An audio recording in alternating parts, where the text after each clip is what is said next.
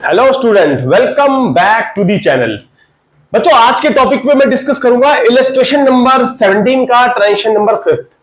बहुत important transition है। बच्चे मिस्टेक कर जाते हैं, जैसे कि मैं आपको ऑलरेडी बता रहा हूं कि सिंगल साइडेड एरर में आप सस्पेंस अकाउंट कहां कैसे डेबिट करेंगे, क्या क्रेडिट होगा, आपको वो टेक्निक समझना इंपॉर्टेंट है कि सस्पेंस अकाउंट अगर आप खोलते हैं तो किस साइड आएगा, वो डेबिट साइड या क्रेडिट साइड।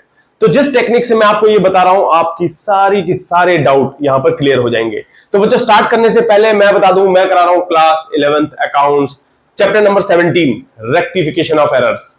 टीएस ग्रेवाल की बुक में फॉलो कर रहा हूं, जिसका एडिशन 2023-24 का है। बच्चों, यहां पर रेक्टिफिकेशन ऑफ एरर्स पे एक इलस्ट्रेशन है इसी टीएस ग्रेवाल की बुक में, जो 17 नंबर की है।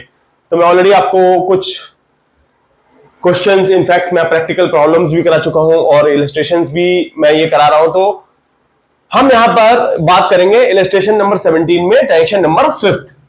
ट्रांजिशन ध्यान से पढ़ेंगे बच्चों, आपकी कंफ्यूजन दूर होगी, आप अच्छे से समझ पाएंगे कि क्या डेबिट होगा, और अगर कोई और अकाउंट सस्पेंस के रूप में आएगा तो वो कहां, डेबिट साइड आप लिखेंगे, क्रेडिट साइड लिखेंगे। बड़े ध्यान से समझ के करेंगे। तो आइए स्टार्ट करते हैं बच्चों। Goods purchase for ₹1000 for the proprietor's personal use, proprietor's use, personal use ही है, were debited to the purchase account। बच्चों, हुआ क्या कि गुड्स ना 1000 रुपए का प्रोप्राइटर्स के पर्सनल यूज के लिए ले लिया ऑनर ने, बट उसको हमने परचेज अकाउंट में डेबिट कर दिया। गलती है। सबसे पहले करेक्ट एंट्री, वही मेथड जो मैं आपको बोलता चला आ रहा हूं, आप हमेशा करेक्ट एंट्री, अगर प्रोप्राइटर ने गुड्स यूज करें तो करेक्ट एंट्री क्या बनेगी वो आप एक बार को लिख लो, यहां पर लिख लो। आप करोगे ड्रॉइंग अकाउंट डेबिट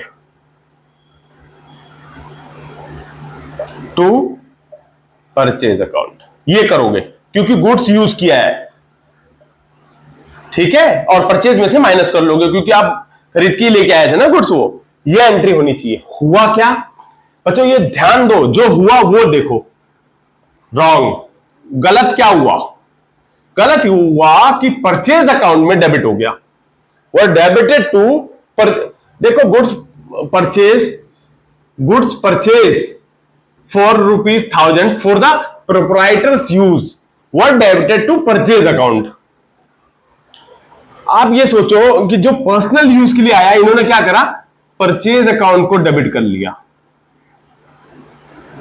डेबिट कर लिया 1000 रुपए से।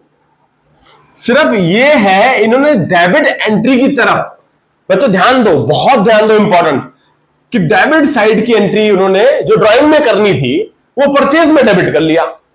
क्रेडिट का कोई जिक्र नहीं है। तो आप ये ज्यूम करोगे क्रेडिट साइड इनका बिल्कुल ठीक है, क्रेडिट को आप इग्नोर करके चलोगे, आप क्रेडिट साइड परफेक्टली मैच्ड है, यही आप समझेंगे। तो आप जनरल एंट्री, आइए लिखते हैं रेक्टिफाइड जनरल एंट्री।